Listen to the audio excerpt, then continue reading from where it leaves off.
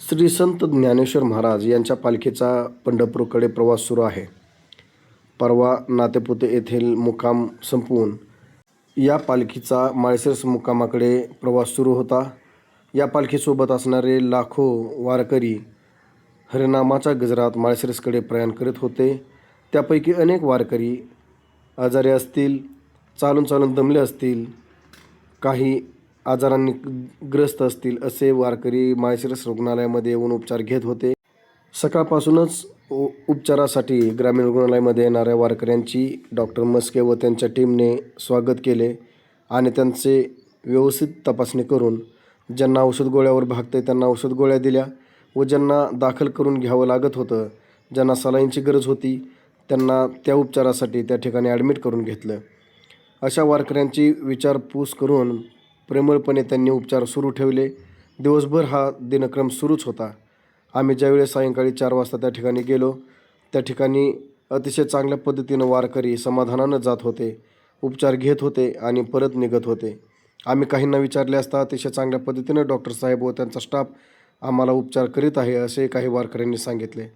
यावेळी दवाखान्यामध्ये या ग्रामीण रुग्णालयामध्ये आम्ही फेरफटका मारला असता सर्वच विभागामध्ये अतिशय चांगल्या पद्धतीनं स्टाफची उपस्थिती होते आणि त्यांनी आपली सेवा देण्याचे काम सुरू ठेवले होते. यावेळी या ग्रामीण रुग्णालयाचे वैद्यकीय अधीक्षक डॉक्टर खडतरे मात्र आम्हाला दिसून आले नाहीत. डॉक्टर खडतरे सकाळी होते असं ऐकण्यात मिळालं, मात्र ते दुपारनंतर का नव्हते. आज पालख्याचा दिवस, लाखोंचा जनसमुदाय या ठिकाणी माळशिरस शहरात येत असताना आणि सातत्याने ॲम्ब्युलन्सचा आवाज येत होता. काहीतरी उपचार घेण्यासाठी, काहीतरी वैद्यकीय मदतीसाठी त्या ठिकाणी ॲम्ब्युलन्स पळत होत्या, धावत होत्या आणि रुग्णांचे जीव वाचवत होत्या, रुग्णांना उपचार देत होते. अशावेळी वैद्यकीय अधीक्षक ग्रामीण रुग्णालयामध्ये का उपस्थित नव्हते? त्यांचा सर्व स्टाफ अगदी आपुलकीने विचारपूस करून रुग्णांना सेवा देत असताना वैद्यकीय अधीक्षक मात्र आपल्या कर्तव्यावर का हजर नव्हते हा विचार करण्याचा विषय आहे. माळशिरस म्हणजे तालुक्याचं मुख्यालय आणि या ठिकाणी पालखीनिमित्त लाखो लोक येत असतात. या वारकऱ्यांना अचानकपणे कोणताही गंभीर आजार झाला, गंभीर परिस्थिती निर्माण झाली तर निर्णय क्षमता घेण्यासाठी त्या ठिकाणी वैद्यकीय अधीक्षक असणं गरजेचं असतं.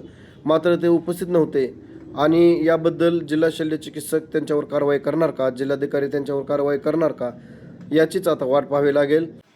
जरी ग्रामीण रुग्णालय माळशिरसचा पदभार त्यांच्याकडे ॲडिशनल असेल तरीही या इमर्जन्सीच्या काळात, या पालखीच्या वारीच्या काळात आपल्या कर्तव्यापासून दूर राहणं, आपल्या कर्तव्यावर नसणं कितपत योग्य आहे याबाबत जिल्हा शल्यचिकित्सक, जिल्हाधिकारी त्यांना पाठीशी घालणार की कारवाई करणार हे पाहणं औत्सुक्याचं ठरेल. धन्यवाद.